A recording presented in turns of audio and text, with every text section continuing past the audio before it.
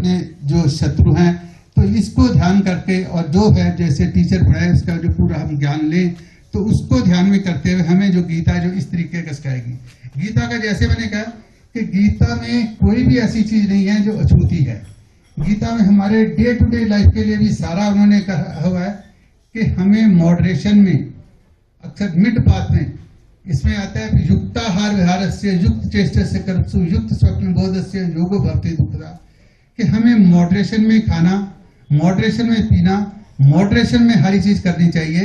मतलब जैसे आप अगर खेल रहे हैं तो अपना खेलो, जितना खेलना चाहिए उतना खेलो, पढ़ने के लिए थोड़ा और ज्यादा पढ़ो, पर ये भी नहीं है गीता में ये भी कहा कि ना ज्यादा खाने वाला, ना कम खाने वाला, ना ज्यादा सोने वाला, ना कम सोने वाला। अगर हम बैलेंस लाइफ, ये सारा गीता का ज्ञान है कि ना ज्यादा सोने वाला, ना कम सोने वाला, ना ज्यादा खाने वाला, ना कम खाने वाला, जो मॉडरेशन में चलने वाला ही व्यक्ति कामयाब होता है। यही भगवान कृष्ण ने अर्जुन को ज्ञान दिया था। तो ये भी आपने ध्यान रखना है कि किसी चीज की अति ना हो।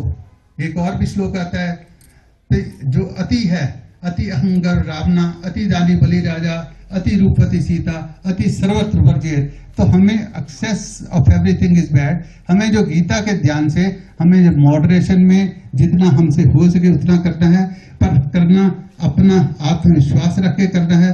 करना जो श्रद्धा वही है कि जो अपने पे भी मैं ये कर सकता हूँ। अगर आप ये सोचेंगे कि मैं ये कर सकता हूँ तो आप बिल्कुल ठीक हो, आप कर सकते हो। अगर आप सोचेंगे मैं ये नहीं कर सकता, तब भी ठीक आप नहीं कर सकोगे। तो हमें जो गीता में जो ध्यान है, जो गीता शुरू हुई थी तो अंत में जाके एंड हुई थी। गीता शुरू हुई थी धर्म क्षेत्रे कुरुक्षेत्रे संवेता युजस्वा माम का पांडवाश्चैव किम कुर्वत संजय। तो ये शुरू हुई थी, पर धृतराष्ट्र ने ज्ञान नहीं लिया, पर अर्जुन ने लिया। तो अर्जुन ने ये फिर अंत में, संजय ने फिर अंत में कहा कि जो ये गीता का ज्ञान जिसके पास होगा और जो अर्जुन जैसा धनुर्धर होगा, अर्जुन जैसा धनुर्धर की तरह अब अपनी शिक्षा में निपुणता रखो और गीता का ज्ञान रखो, तो उसको हर तरीके की, उसको वैभव भी आएगा, उसको शांति भी आएगी, उसकी प्रतिभा भी होगी। तो हमने भी अगर समाज में अपना वैभव, प्रतिभा, शांति के साथ रहना, नहीं तो क्या होगा, शांति नहीं रहेगी, वैभव आ जाएगा। हो सकता है कुछ स्मगलिंग करे, कुछ करे तो वैभव आ जाए, शांति नहीं है। या शांति आ जाएगी, जो पढ़ेगा नहीं, मेहनत नहीं करेगा तो उसको वैभव नहीं आएगा।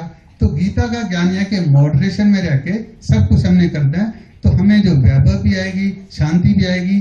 तो गीता और मेमोरी जो कहते हैं इंक्रीज हुई, मेरी भी, मैं भी समझता हूँ कि आगे से मेमोरी इंक्रीज है।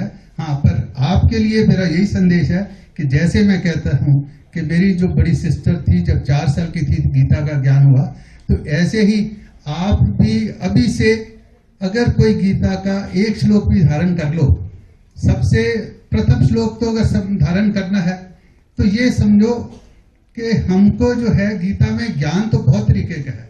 एक परमार्थिक ज्ञान है, एक प्रतिभासिक ज्ञान है, एक व्यवहारिक ज्ञान है। तो परमार्थिक ज्ञान, प्रतिभासिक ज्ञान की तरफ हम नहीं जाते, हम जो आज व्यवहारिक ज्ञान है उसी के बारे में आपको बताना चाहते हैं। तो व्यवहारिक ज्ञान ही आपके लिए है। जब व्यवहारिक ज्ञान में कुशलता होगी तो आपको ये गीता जो है सीक्रेट ऑफ सक्सेस के तौर पे, सफलता की कुंजी के तौर पे, आपका इससे क्या होगा, आपका इससे जो है एटीट्यूड, लोगों के प्रति भाव ये बदलेगा। ए से जो एटीट्यूड बदलेगा, बी से आपका बिहेवियर बदलेगा, सी से आपका कम्युनिकेशन स्किल बदलेगा, और डी से, ये नहीं हमको दबाना नहीं है, पर जितना व्यवहारिक हो उतनी अपनी डिजायर रखनी है। तो यही 3-4 पॉइंट के साथ ही मैं आपको बच्चों को यही है कि एज का ना सोचो, दूसरा ये है अपने पे कॉन्फिडेंस रखो, तीसरा ये है कि आप सतत कार्य करना। गीता में भगवान ने भी करा है, नहीं कश्चित क्षण में जातु तिष्ठति कर्म कार्य थे हर्षा कर्म सर्वा प्रकृति जायत में। एक क्षण भी मनुष्य को खाली नहीं बैठना चाहिए, और बैठ भी नहीं सकता। अगर बैठेगा तो उसका शरीर भी खराब होगा। तो आपको ये एक क्षण भी खाली नहीं बैठना। खाली बैठे के वालों गेम भी खेलो, सब कुछ करो, पर खाली नहीं बैठो और मॉडरेशन में रहो, और जो है अपने ऊपर ही अपना कॉन्फिडेंस रखो। इन्हीं के साथ ही मैं जो है आपके सबका प्रिंसिपल मैडम का जिन्होंने मेरे को बुलाया टॉक देने के लिए, तो मेरा ये प्रथम अवसर ही था कि छोटे बच्चों का टॉक देने के लिए। तो जितना हो सका उतना मैंने कहा। धन्यवाद सबका। धन्यवाद। जितना कि आप लोगों की एज पर करने से लाभ है, मैं इसमें इसको सीखने में आयु की कोई सीमा नहीं है। मैं आपको बताना चाहता हूं कि मेरी बड़ी सिस्टर जब 4 साल की थी उसको पूरा गीता का ज्ञान हो गया था। उसका पुनर्जन्म के कारण या हमारे पिताजी पढ़ते थे उनको देख देख के कारण ये कहना तो मुश्किल है, परंतु वो गीता का ज्ञान में उनको ऐसा प्रभाव दिया कि शार्प ब्रेन, मस्तिष्क भी तेज हुआ। तो 16 वर्ष की उम्र में उन्होंने एमए करी और फर्स्ट क्लास एमए करी, जबकि उन जमाने में पंजाब, हिमाचल, हरियाणा एक ही यूनिवर्सिटी हुआ करती थी।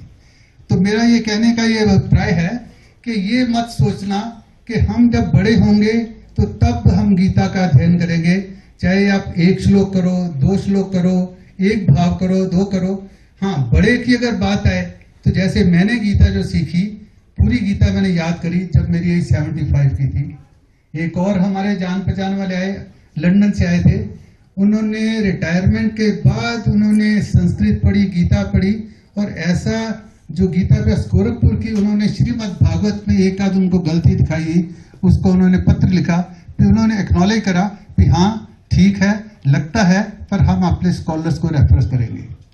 तो मेरा ये कहने का भाव ये है कि बच्चों के लिए मैंने ये रेफरेंस दिया है अपनी सिस्टर वाला, कि जो 4 वर्ष की थी तो उसने गीता क्या अध्ययन करा, उसको ये बेनिफिट रहा कि उसने 16 साल की वर्ष में एमए करी। मैंने अगर 75 ईयर में करी तो मेरी भी मेमोरी मेरी एज के हिसाब से अभी तक बहुत ठीक है। जो 85 ईयर्स वाले आए थे उन्होंने मेरे कहते लगे कि भाई 10 अंक का नंबर तो मैं जुबानी याद रख लेता हूँ अब, जब से मैंने संस्कृत का और गीता का अध्ययन करा। जो 85 ईयर्स का आप अभी बच्चों असेस नहीं कर सकते, नहीं तो 85 ईयर्स के और 80 ईयर्स के आदमी के लिए चलना भी मुश्किल होता है।